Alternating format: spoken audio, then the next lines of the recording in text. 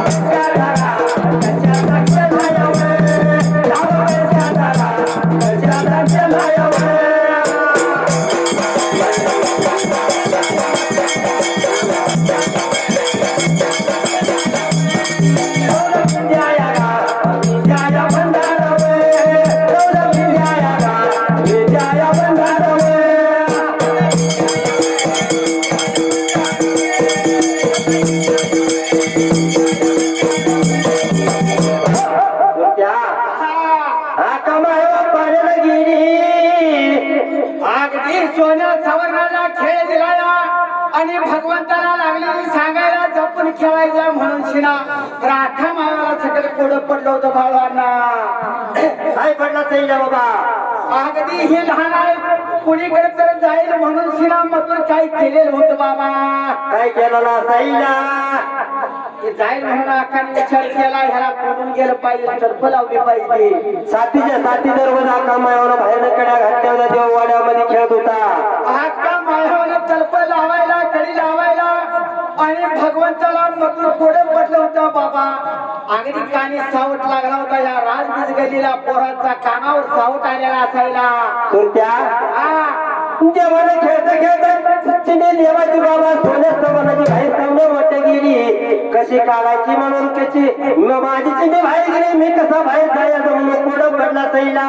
भगवंताचा विचार केला मनाला भगवंताने डांबर मारायला जसा डांबर मारलेला जाऊन सोन्या वाटत जाऊन राजबीज गल्लीला त्यांच्या बाळाला बाबा 14 भांडणाचा दावा केला.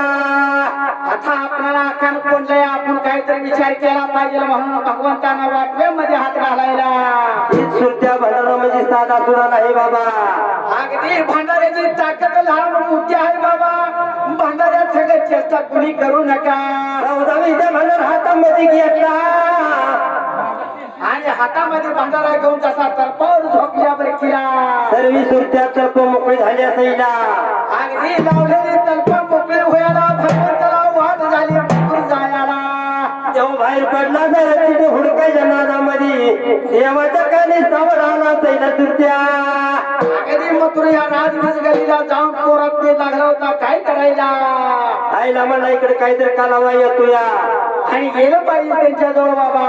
कशाचा खेळ चालाय लहान म्हणून म्हणजे पोरात जाऊन खेळलं पाहिजे. अगदी 11 पगडी जातीची पोरं लागली होती चिंडू खेळायला चाळ्या माळ्याची तेल्या तांबळ्याची वाहण्या उडण्याची पोरं मात्र 11 पगडी जातीची लागली होती खेळ खेळायला. लालच्या बाळानं जवळ गेला मला गावामध्ये घ्या म्हणून लागला बोलायला. अरे बाबा तुला डावामध्ये घेतला असता पण इथं डाव चिंडूचा आहे आणि तू चिंडूचा ढोल घ्यायला चिंडूचा डाव आहे बाबा. अरे बाबा इथं बवीर आलाय तर ढोल काही तळ पाहिजे त्याला सरदम पाहिजे चल पाहिजे ढोल पाहिजे का काहीतरी घेऊन उभा राहून चालतंय. कसं कसं चाललं काही तर जिगाड गाणी म्हणायची येते काय गाणी नाही उभी झाली पाहिजे. देवाच आहे देवाच गाणं देवाचं झालं पाहिजे. कुठला शेट कुठली गाडी कुठलं काय आधार गेलं नसत्या. विचार मनाला केला सैला. अगदी मनात घेण्याचा विचार केला भगवंताचा नाही इलाज झाला. भगवंताला मथुर बाबा कोड पटलं. भगवंताने काय करायला मथुर बाबा आणि आले माझ्या हो आले माझ्या